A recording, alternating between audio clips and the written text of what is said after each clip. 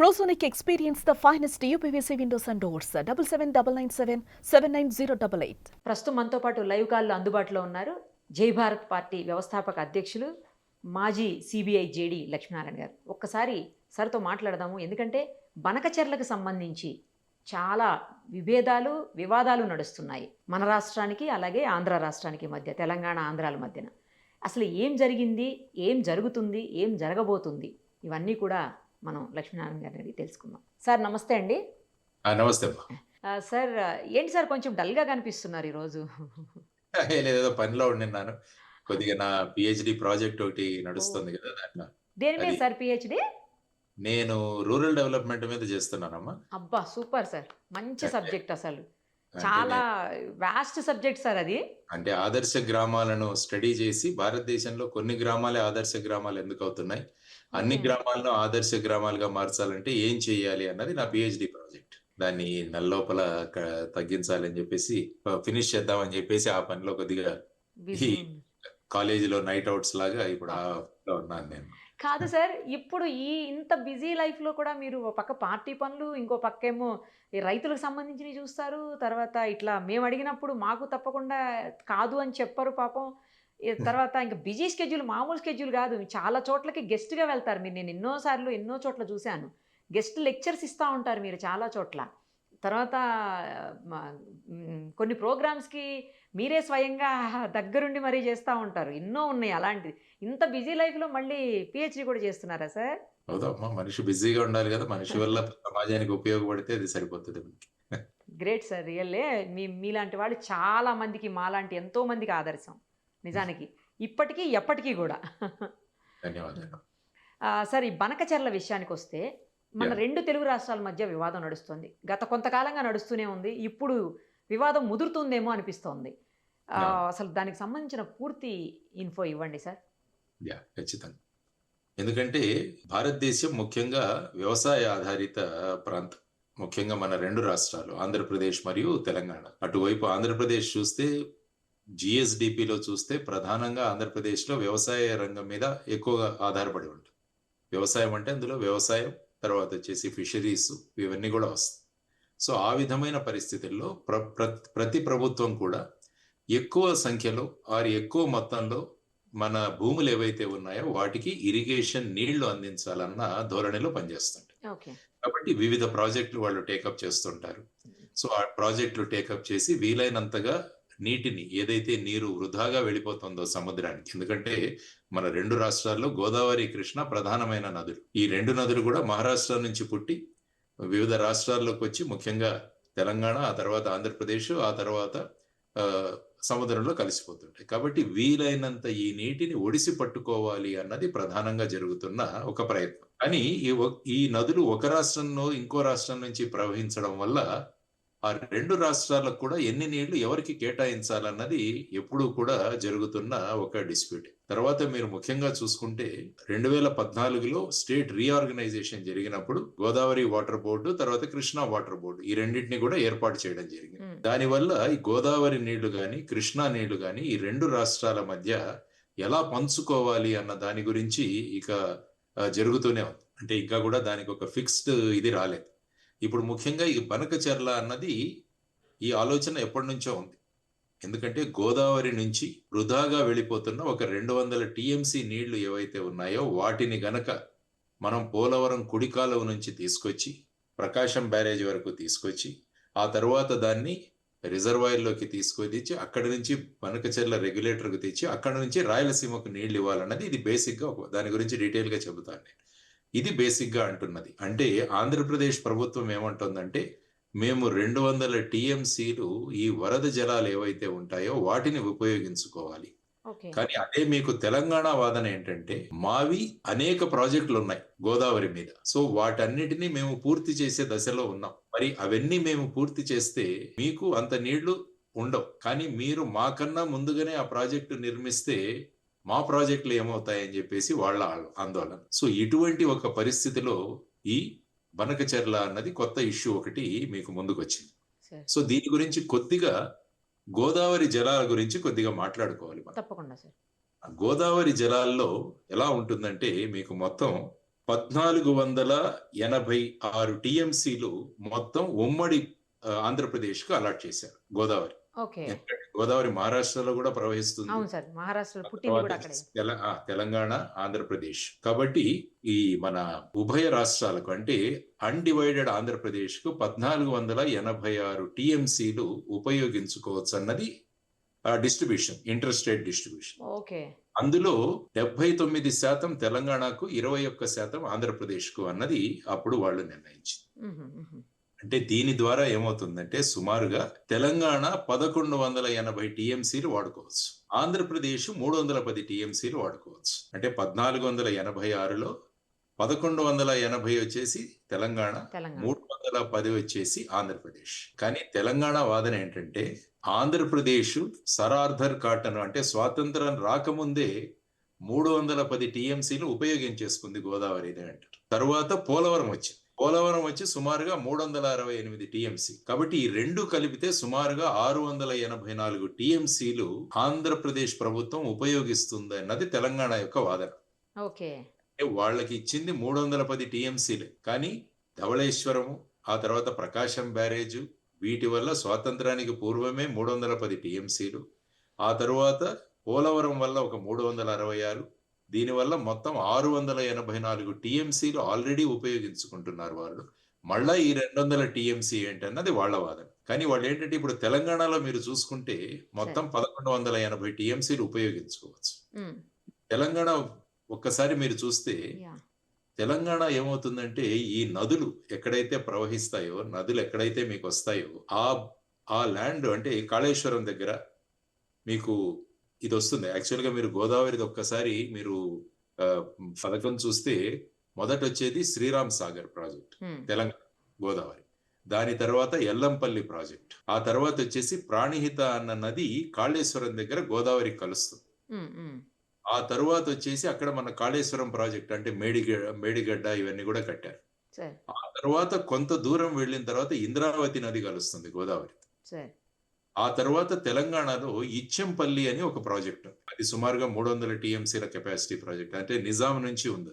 ఆ తరువాత Devadula, Tupakulagudem, Sitarama project, Seethamma Sagar project ఇవన్నీ కూడా వస్తాయి. ఆ తర్వాత శబరి నది, ఆ తర్వాత మీకున్నది ధవళేశ్వరం, పోలవరం తర్వాత ధవళేశ్వరం. ఇది మీరు తెలంగాణ మరియు ఆంధ్రప్రదేశ్లో గోదావరి మీద ఉన్న ప్రధానమైన ప్రాజెక్ట్. సో ఈ విధంగా చూసుకుంటే శ్రీరామ్ సాగర్ ప్రాజెక్ట్ నుంచి ఫైనల్ గా మీకు ధవళేశ్వరం వరకు జరుగుతున్నవి. సో ఇప్పుడు వీళ్ళ ఉద్దేశం ఏంటంటే ఈ బనకచెర్ల ద్వారా గోదావరి జలాలను కృష్ణా నది జలాలకు తీసుకురావాలి అన్నది ప్రధానమైన పథకం. ఓకే.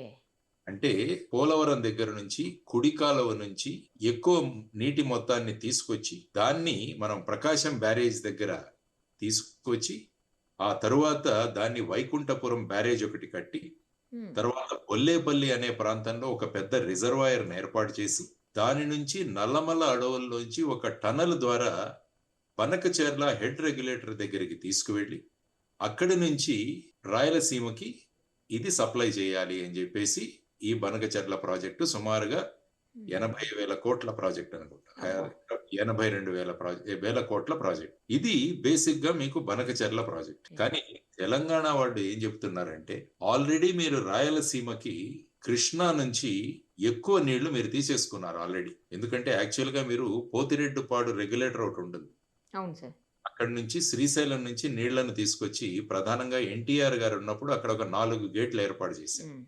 అంటే తెలుగు గంగా ప్రాజెక్టు కోసం, అంటే తమిళనాడుకు నీటి సరఫరా చేయాలి, మంచినీళ్లు తాగడానికి ఇవ్వాలని చెప్పేసి ఆయన తెలుగు గంగా ప్రాజెక్ట్ పెట్టారు. ఆ తర్వాత ఏంటంటే రాజశేఖర రెడ్డి గారు ఉన్నప్పుడు అక్కడ 4 గేట్లు కాస్త 12 గేట్లు చేశారు. ఆ తర్వాత జగన్మోహన్ రెడ్డి గారు ముఖ్యమంత్రిగా ఉన్నప్పుడు వాటిని 24 గేట్లకు తీసుకెళ్లారు. అంటే శ్రీశైలం నుంచి ఆల్మోస్ట్ చాలా నీళ్లు మీరు ఈ విధంగా అంటే ఎక్కడా శాంక్షన్స్ తీసుకోకుండా మీరు ఆల్రెడీ నీళ్లు తీసేసుకున్నారు. ఆ తర్వాత సుమారుగా ఒక 364 టీఎంసీలు మీరు రాయలసీమలో ఉపయోగించుకోవడానికి అంద్రినీవా కావచ్చు, గాలేరు నగరి ప్రాజెక్టు కావచ్చు, వీటన్నిటి మీద మీరు వెలిగొండ ప్రాజెక్టు కావచ్చు, వీటన్నిటి నుంచి మీరు ఆల్రెడీ నీళ్లు తీసేసుకున్నారు. మీరు ఇంకా ఒక 200 టీఎంసీలు రాయలసీమకి ఇవ్వాలనుకుంటున్నారు. కానీ మా తెలంగాణలో వ్యవసాయం లేదు, ఎందుకంటే తెలంగాణలో మీరు చేయాలంటే లిఫ్ట్ ఇరిగేషన్ కావాల్సి వస్తుంది. ఓకే. ఎందుకంటే తెలంగాణ లోతట్టు ప్రాంతంలో ఉంది. లిఫ్ట్ చేయాలి వాటిని. తెలంగాణ మొత్తం కూడా పైనుంది. సార్. అందుకు కాళేశ్వరం తీసుకున్నా కూడా మీరు లిఫ్ట్ చేయాల్సొస్తుంది. సార్. అందువల్ల ఆల్రెడీ ఇప్పుడు చూసుకుంటే 1180 టీఎంసీల కెపాసిటీ ఉన్నా కూడా తెలంగాణ కేవలం 500 టీఎంసీలు మాత్రమే ఉపయోగించుకుంటుంది. తెలంగాణ వాళ్ళ వాదన ఏంటంటే మాకున్న పెండింగ్ ప్రాజెక్టులు ఏవైతే ఉన్నాయో అంటే దేవాదుల కావచ్చు, తుపాకులగూడెం కావచ్చు, సీతారాం ప్రాజెక్టు కావచ్చు, సీతమ్మ సాగర్ కావచ్చు, వీటన్నిటికి కూడా మీరు అడ్డుపడుతున్నారు మాకు. మేము గనక అవి కంప్లీట్ చేసేసుకుంటే మా నీళ్లు ఇక్కడే మేము ఒడిసి పట్టుకుంటాం. మీకెక్కడ ఆల్రెడీ మీరు కెపాసిటీ కన్నా ఎక్కువ ఉపయోగించుకుంటున్నారన్నది వాళ్ళ వాదన. కాబట్టి ఈ విధంగా బనకచెర్ల ఒకవైపు ఆంధ్రప్రదేశ్‌కి ప్రతిష్టాత్మకమైన ప్రాజెక్ట్ అవుతే, తెలంగాణకు వచ్చేసరికి మీరు ఆంధ్ర వాళ్ళు చేస్తున్న ప్రాజెక్ట్‌కి మీరు లొంగిపోతున్నారన్న చాలా ఆరోపణలొస్తాయి. అందుకనే మొన్న కేంద్ర జలశక్తి మినిస్టర్ పాటిల్ గారి దగ్గరికి కూడా ఇరువురు ముఖ్యమంత్రులు కూడా వెళ్లారు. అవును సార్. చంద్రబాబు గారు వెళ్లారు. తర్వాత రేవంత్ రెడ్డి గారు కూడా వెళ్లారు. మీరు ఇక్కడ తెలంగాణలో చూసుకుంటే ప్రెజెంటేషన్లు జరుగుతున్నాయి. ఐ థింక్ మన ఉత్తమ్ కుమార్ రెడ్డి గారు ప్రెజెంటేషన్ ఇచ్చారు ఈ బనకచెర్ల ప్రాజెక్టు గురించి. అంటే బనకచెర్ల ప్రాజెక్టు గనక వస్తే తెలంగాణకు ఏ విధంగా అది అన్యాయం అవుతుంది అని. అటువైపు మన నిమ్మల రామానాయుడు గారు కానీ, చంద్రబాబు నాయుడు గారు కానీ బనకచెర్ల ప్రాజెక్ట్ వస్తే ఆంధ్రప్రదేశ్కి ఏ విధంగా ఉపయోగపడుతుంది అన్నది వాళ్ళు ప్రెజెంటేషన్లు ఇస్తున్నారు. సో ఈ విధంగా ఈ రెండు రాష్ట్రాల మధ్య ఈ బనకచెర్ల ప్రాజెక్టు గురించి వాదోపవాదాలు జరుగుతూనే ఉన్నాయి. కాబట్టి ముందు ఈ డిస్ట్రిబ్యూషన్ గురించి ఫైనలైజేషన్ అవ్వాలి. అయితే గానీ సార్ అవ్వదు. ఆ తర్వాత అందుకనే రేవంత్ రెడ్డి గారు అన్నారు కదా, మాకు 1000 టీఎంసీలు మీరు ఇచ్చేసి మిగతా మీరు 500 మీరు పెట్టుకొని మీరు రాసివ్వండి, మీరు ఏ ప్రాజెక్ట్ అయినా కట్టుకోండి. ఆయన మొన్న చేసిన వాదనలో అది కూడా 1000 టీఎంసీలు మాకు, మీ 500 టీఎంసీలు మీకు, చాలు సరిపోతుందని మీరు రాసివ్వండి. ఎందుకంటే వాళ్ళు అనడం ఏంటంటే మీరు ఆల్రెడీ మీ కెపాసిటీని మీరు దాటిపోయారు. అంటే మీరు ఇంతకు ముందు ఉన్న ధవళేశ్వరం కావచ్చు, ప్రకాశం బ్యారేజ్ కావచ్చు, తర్వాత పోలవరం కావచ్చు, వీటన్నిటిని కలుపుకుంటే ఆల్రెడీ మీరు 500 కన్నా ఎక్కువ వెళ్ళిపోయారు. కాబట్టి మీరు వెళ్ళలేరు. ఆల్రెడీ శ్రీశైలం నుంచి మీరు ఎటువంటి పర్మిషన్లు లేకుండా మీరు చాలా అమౌంట్ మీరు లాగుతున్నారు అక్కడి నుంచి. సో ఆ విధంగా, ఎందుకంటే కృష్ణా నది మీద కూడా ప్రాజెక్టులు ఉన్నాయి మనకి. కృష్ణా నది కూడా మహారాష్ట్ర, తర్వాత వచ్చేసి ఇటు తెలంగాణ, కర్ణాటక, ఆ తర్వాత వచ్చేసి ఆంధ్రప్రదేశ్, ఫైనల్ గా అక్కడ హంసలది దగ్గర వెళ్ళిపోతుంది. ఆ విధమైన ప్రాజెక్ట్స్ మీరు చూసుకుంటుంటే జురాల ప్రాజెక్ట్ ఉంది, శ్రీశైలం ప్రాజెక్ట్ ఉంది, నాగార్జున సాగర్ ప్రాజెక్ట్ ఉంది, పులిచింతల ఉంది. ఇవన్నీ కూడా కృష్ణా నది మీద ఉన్న ప్రాజెక్ట్స్. ఆ తర్వాత ప్రకాశం బ్యారేజ్. ఇప్పుడు ఈ పోలవరం ద్వారా ఎక్కువ నీటిని ఇటు తీసుకురావాలన్న దానికి ప్రధానంగా తెలంగాణ వాళ్ళు అడ్డుపడుతున్నారు. సో ఇప్పుడు ఫైనల్ గా దీని గురించి ఒక మీడియేషన్ జరగాలి. ఆ తర్వాత ఇరుపక్కల వాదోపవాదాలు వినాలి. విన్న తర్వాత ఫైనల్ గా దీని గురించి ఒక నిర్ణయం తీసుకోవచ్చు. ఎందుకంటే వాళ్ళు ఏమంటున్నారంటే మీరు ముందే ప్రాజెక్ట్ కట్టేస్తే ఆ తర్వాత మీరు హక్కుగా పోరాడతారు దాని గురించి. అంటే మీకు ఆల్రెడీ అసలు లేదు, అయినా కూడా మీరు దీన్ని రంగంలోకి తెచ్చి మీరు ముందు చొరవ తీసుకొని మీరు కట్టేసి ఏ విధమైన పర్మిషన్ లేకుండా ఆ తర్వాత ఇంకా కట్టేసాం కాబట్టి మీకు ఇవ్వాల్సి వస్తుంది అన్న ధోరణి మీరు వ్యక్తం చేస్తారన్నది వాళ్ళు అంటున్నారు. తెలంగాణ వాళ్ళు అనేది హంద్రీనివా కావచ్చు, గాలేరు నగరి కావచ్చు, వెలిగొండ కావచ్చు, వీటన్నిటికి కూడా మీరు శాంక్షన్లు లేకుండానే తెచ్చుకున్నారు కృష్ణా నది నుంచి. అక్కడ మీరు హెడ్ రెగ్యులేటర్ కావచ్చు, తర్వాత బనకచెర్ల రెగ్యులేటర్ కావచ్చు, ఇవన్నీ కూడా మీరు పర్మిషన్ లేకుండా తీసేసుకున్నారు అన్నది తెలంగాణ యొక్క వాదన. సో ఈ విధమైన పరిస్థితులలో మరి బనకచెర్ల ప్రాజెక్ట్ యొక్క ముందు ఎలా ఉంటుంది, ఎందుకంటే ఒక ఎక్స్పర్ట్ కమిటీ కూడా వాళ్ళు రిజెక్ట్ చేశారు. యాక్చువల్గా ఆంధ్రప్రదేశ్ వాళ్ళు వాళ్ళు ఏమన్నారంటే ఎక్స్పర్ట్ అప్రైజల్ కమిటీ వాళ్ళు పర్మిషన్ ఇవ్వలేదు. ఎందుకంటే బేసిక్ గా ఈ డిస్ప్యూట్స్, ఈ అబ్జెక్షన్స్ ఏమున్నాయో తెలుసుకోవాలి. తెలుసుకున్న తర్వాతే ఇది ఇవ్వాలి. ఎందుకంటే ఈ రివర్ ట్రిబ్యునల్స్ తర్వాత దాన్ని కోర్టుకు వెళ్లే ప్రసక్తి చాలా తక్కువగా ఉంటుంది. అవును సార్, అవును. చూసుకుంటే యాక్చువల్ గా లాస్ట్ టైం సుప్రీం కోర్టులో కూడా తెలంగాణ ప్రభుత్వం పోలవరం వీటి గురించి వేసినారు, కానీ దాన్ని విత్డ్రా చేసుకున్నారు తర్వాత. కాబట్టి రకరకాల వాదనలు జరుగుతున్నాయి. సో ఈ పరిస్థితులలో ఇది ఒక రాజకీయ డిస్కషన్ కు జరుగుతుంది. అవును సార్, రాజకీయ రంగు పులుముకుంటోంది. తర్వాత మీరు ఇక్కడ ముఖ్యంగా కాంగ్రెస్ ఏదైతే ఉందో రేవంత్ రెడ్డి గారు, బీజేపీ వారు మీరు కేంద్రంలో ఉన్నారు కాబట్టి ఈ ప్రాజెక్ట్ రాకుండా మీరు అడ్డుకోవాలి అని వాళ్ళని ఆయన చెబుతున్నారు. సో ఈ విధంగా ఉభయ రాష్ట్రాల మధ్య ఈ బనకచెర్ల అన్నది it is going to be a very important thing. So ఆ విధంగా ఒకవైపేమో మేము ఓన్లీ వరద జలాలనే తీసుకుంటున్నాం అంటున్నారు కానీ వీళ్ళు మా ప్రాజెక్టులకు మీరు అడ్డుకుంటున్నారు అన్నది వీళ్ళ వాదన.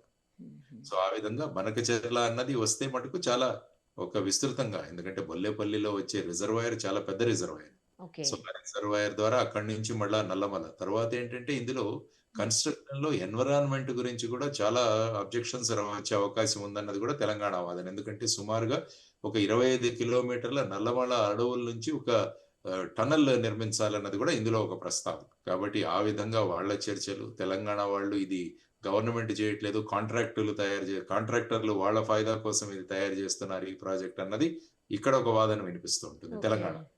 కాబట్టి ఈ విధంగా మనం చూసుకుంటే ఈ ప్రాజెక్ట్ అన్నది ముందు ఎలా వెళుతుందో అన్నది చూడాల్సిన అంశం.